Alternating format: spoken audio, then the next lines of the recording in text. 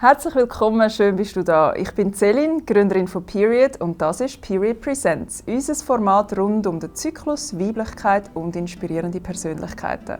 Mein heutiger Gast ist Anna Lemke. Sie ist Gründerin von Sattva 108. Sattva, das bedeutet Reinheit und Klarheit. Und das ist das, was die Anna mit ihrem Produkt in deinen Alltag einbringen möchte, damit du ganz deinem Herzensweg folgen kannst. Und um diese Thematik geht es auch in unserem heutigen Gespräch, und zwar um die Intuition. Alle sagen immer, ja, wir sollen dieser Intuition folgen, aber funktioniert das überhaupt und bringt es das? Das diskutiere ich heute mit Anna. Viel Vergnügen.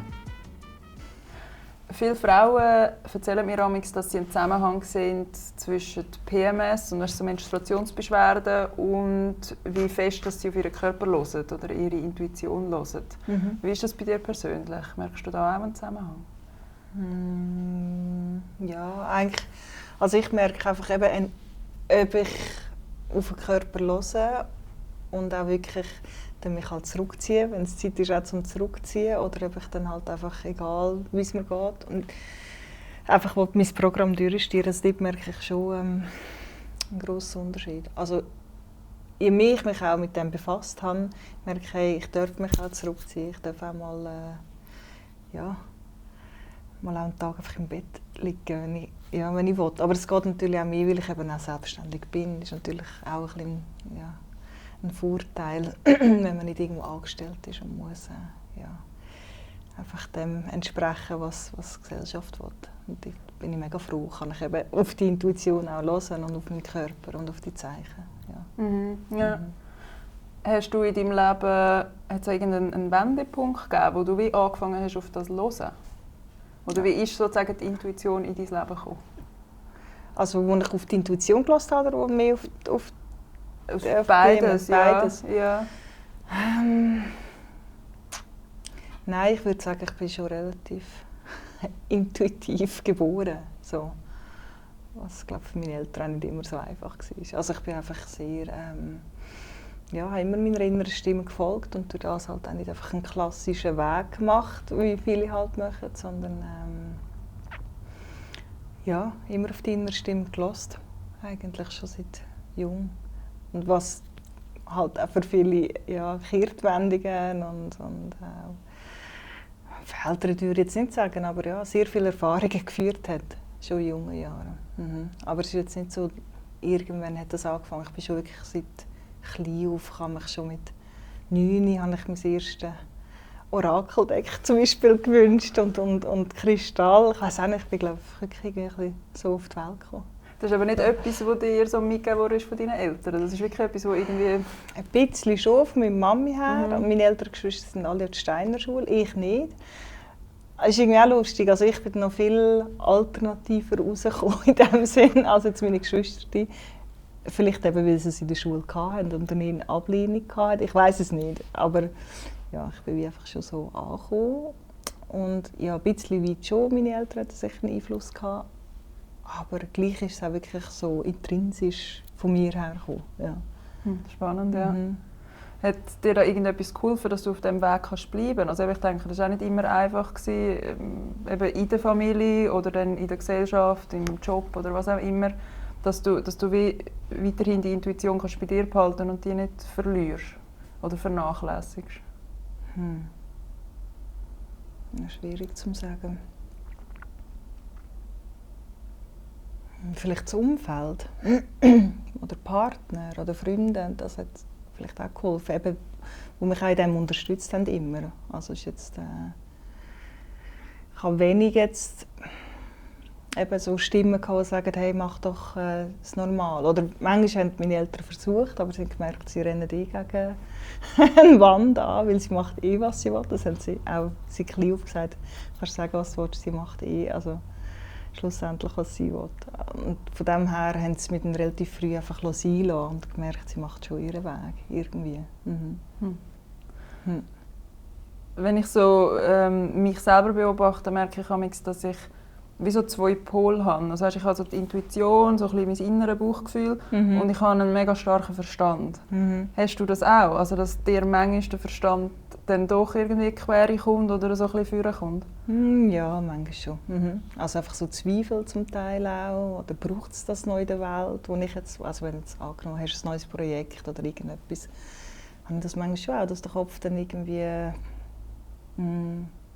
sich meldet oder irgendwelche Ängste dann vorkommen oder so. Aber wie gehst du mit dem um in dem Moment, wo das passiert? Lustigerweise ist es bei mir, ich bin schon auch ein recht Verstandmensch und mir hilft dann wie so von oben das Ganze betrachten und so wirklich unterscheiden, also im Sinne von rein kognitiv zum Teil auch aufschreiben oder das ist dann eben nicht die Intuition, lustigerweise in dem Moment, es ist dann eher so ein Abwägen vielleicht so. Schwierig. Oder weißt, wieso schauen, hey, was macht es, wenn ich mich so und so entscheide und was macht es, wenn ich mich so und so entscheide. Also es ist irgendwo schon so eine Kopfsache dann, aber ja, es ist und durch das habe ich einfach wie einen anderen Blickwinkel. Ich glaube, das hilft mir einfach, so verschiedene Blickwinkel einnehmen. Und dann kommt man auch aus dem Ganzen, aus diesen eher eben zum Teil auch irrationalen Gedanken. Es gibt ja wie unterschiedliche Gedanken. Das eine wären dann so eben so irrationale Ängste und Sorgen und Zweifel. Und das andere ist ja dann mehr so aus dem Verstand. Also im Sanskrit sagt man dem, das eine ist das Manas, das ist einfach so Gedanken. Und das andere ist dann wirklich so Buddhi, der Verstand. Oder? Das ist das wirklich. Und das ein bisschen lernen unterscheiden, was ist jetzt der Verstand, was sind einfach irgendwelche Gedanken, was ist wieder die Intuition. Also dort wirklich machen wir so eine klare Unterscheidung dann. Und dort hat mir mega fest die vedische Philosophie auch geholfen, um das zu erkennen, auch, was ist was. Und die Entscheidung ist schlussendlich wie so ein bisschen eine Mischung aus allem, oder folgst du dann doch eher der Intuition, wenn du wie so gelernt hast, mit den anderen Stimmen umzugehen, oder die wie auch einbezogen hast? Ja, es ist ein Integrieren aus allen, würde ich jetzt sagen. Und was ich auch mega merke, ist etwas, das immer und immer wieder anklopft. Oder man hat ja vielfach manchmal so ein bisschen Gedanken für, oder weißt du, so Zeug einfach so ein bisschen aufpoppt. Und es gibt dann wirklich so etwas, das immer und immer wieder kommt. Und dann merkst du, okay, dort solltest du jetzt glaub, wirklich mal hinhören und dem folgen. So. Weil wenn man so durch den Tag durchläuft, habe ich manchmal das Gefühl, hast du viele Gedanken. Also ich habe sehr viele Ideen und Gedanken. Und was ist jetzt wirklich etwas, wo du folgen solltest? Meistens ist das, also das ist meine Erfahrung, das, was immer und immer wieder kommt. Und mir hilft es aufschreiben. Also ich bin mega Fan von Journaling und Aufschreiben. Und dann merke ich so, wenn ich auch immer zurückschaue, okay, das ist jetzt wirklich schon länger ein Thema, ich sollte glaube mal Beachtung schenken oder es machen, schlussendlich. Dann setzt du das auch im Beruflichen ein? Also eben, wenn du jetzt irgendwie eine Idee für ein neues Produkt hast oder so? Ja. Eben, da hat man manchmal so viele Ideen und gewisse sind wirklich umsetzbar oder sind es wert umzusetzen und andere kann ich auch wieder verwerfen. Und ich merke, es war einfach eine kurze Idee und dann lasse ich es dann aber auch wieder. Hat dich die Intuition auch schon mal falsch geleitet? Und wie so zurückschaust und das Gefühl hast, dort wäre sozusagen irgendeine Verstandesstimme oder was auch immer vielleicht gescheiter gewesen? Nein. Nein, würde ich jetzt nicht sagen. Nein. Ja, das ist schön. Die Frage ist halt auch, was ist falsch und was ist richtig auch. Im Nachhinein sieht man, oder im Moment denkt man vielleicht, hätte ich doch vielleicht anders. Oder wäre es so und so gekommen, dann wäre es vielleicht besser gewesen. Und dann geht aber wieder eine Zeit vorbei und dann schaust du zurück, doch, es ist gleich schlussendlich alles richtig gewesen, oder weil es sich einfach so gefügt hat, wie es so müssen sein dann für eine Erkenntnis oder für was auch immer. Merkst du dann schon in dem Moment, wo du die Entscheidung fällst, also jetzt für den nächsten Schritt, hast du schon dann so das Gefühl, mal, das ist richtig? Oder kommt es bei dir meistens erst so im Nachhinein? Oder weißt, während du schon dann am Ausführen, am Machen bist? Dass du weißt, mal, das ist jetzt wirklich der richtige nächste Schritt. Oder es ist das richtige Produkt für deinen Job oder was es dann auch immer ist.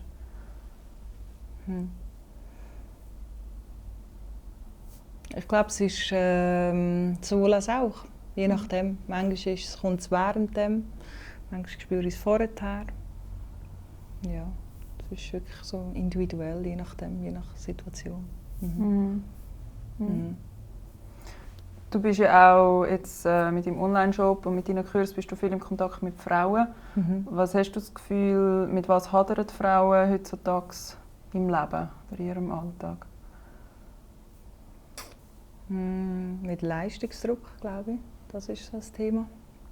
Also man muss wie auf verschiedenen Ebenen irgendwie richtig und gut sein. Oder? Und gerade auch noch die spirituellen Szenen habe ich das Gefühl, manchmal noch mehr. Oder? Man muss ja irgendwie am Morgen um 5 Uhr aufstehen, meditieren. Und man sollte, oder? Weißt du, so, das einem Klischee oder einem Bild entsprechen. Das ist manchmal so.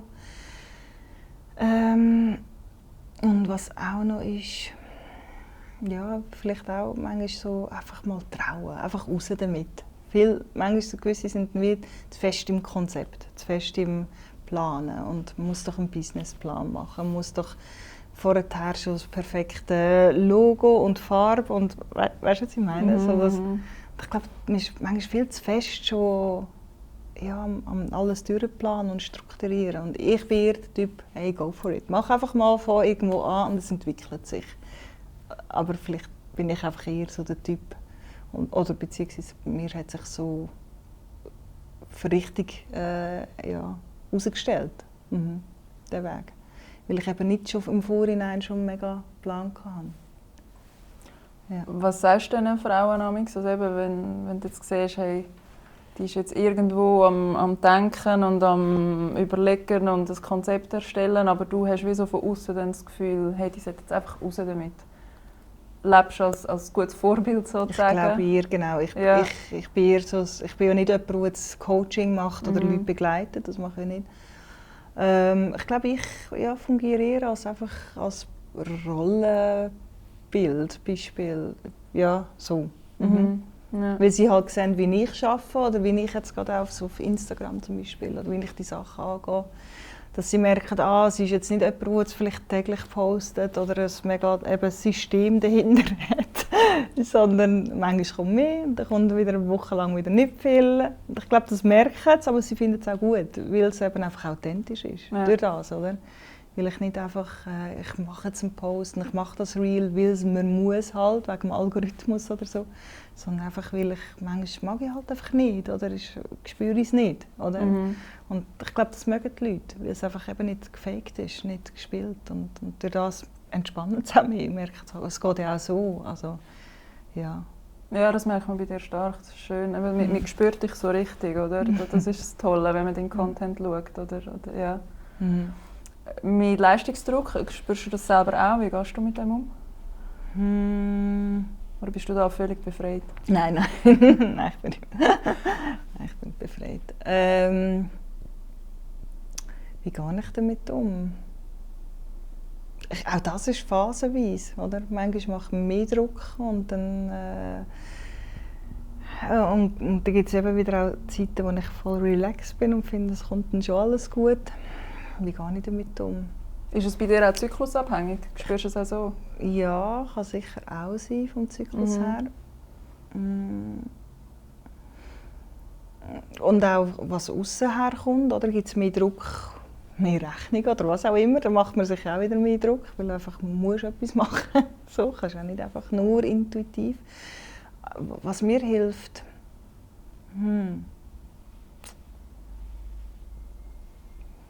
ja, einfach immer wieder, glaube einfach den Kontakt zu mir suchen, ja, auf verschiedene Art und Weise, wenn ich das mache, ja. Sei es in die Natur gehen, sei es mit meinen Hunden sein oder einfach mal kreativ sein und mal etwas zeichnen, ohne dass es einen Grund muss haben oder so, oder einfach wieder ein bisschen sich zurücknehmen. Und eben, wie gesagt, mir hilft einfach extrem, einfach Zeug aufzuschreiben. Das ist schon mein Tool eigentlich. Ja. Jetzt habe ich noch eine letzte Frage an dich. Stellst du dir eine Frau vor, die sich fest wünscht, mit der Intuition verbunden zu sein, aber irgendwie voll keinen Zugang zu dem hat? Was mache ich jetzt? Was würdest du ihr mit auf den Weg geben? Wie fängt man an, auf seine Intuition zu hören oder die überhaupt zu spüren? Und eben so ein bisschen die verschiedenen Stimmen, die du vorher so aufgezeigt hast, ein bisschen zu ordnen. Versuche immer wieder einen Moment von der Stille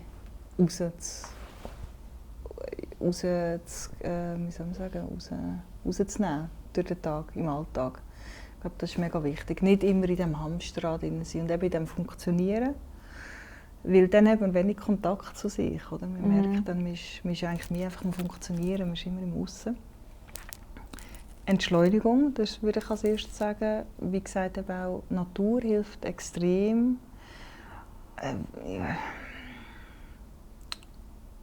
Und auch dort eben Gedanken aufzuschreiben, also das hilft mir. Um einfach ein bisschen ordnen, um ein bisschen klar zu werden. Manchmal einfach nur raus mit, einfach schreiben. Oder was mir auch hilft, ist manchmal so wie eine Standortbestimmung zu machen.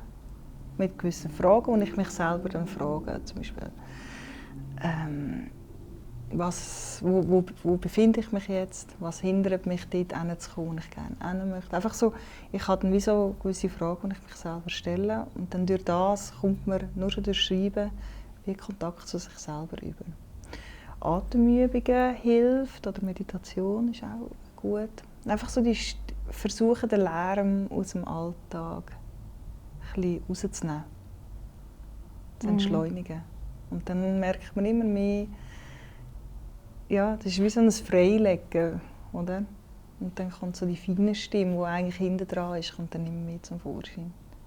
Schön. Dann habe ich immer so das Bild von einer Zwiebel vor mir, so, wie man das eben so ein bisschen die äußeren Schichten, die vielleicht gar nicht so recht sich selber sind, so ein bisschen wegpeilen. Ja, genau. So die falschen Identifikationen, oder? Ich bin Mutter, ich bin das. Dass das immer mehr ein bisschen weglösen und wer bin ich denn wirklich? Was ist der Kern hinter all dem, wo man sich so aufgebaut hat? Oder wer ist man auch, wenn man stirbt, zum Beispiel? Nimmt man ja all das nicht mit. Also, man nimmt Erfahrungen nicht mit natürlich. Oder? Aber so all das, was man sich aneignet im Aussen, das fällt dann ja weg. Dass man da immer mehr so versucht, zum Kern vorzudringen. Ja. Schön. Danke vielmals, Anna. Schön, dass du da warst. Danke auch vielmals, Selin. Und wie steht es um deine Intuition? Lass es uns in den Kommentaren wissen. Ich bin gespannt. Und es wäre mega cool, wenn du unseren Kanal abonnieren würdest. Ein grosses Dankeschön an Reseda, dass wir ihr Petit Büro benutzen durften. Und an dich, dass du bis dahin geschaut hast. Bis zum nächsten Mal.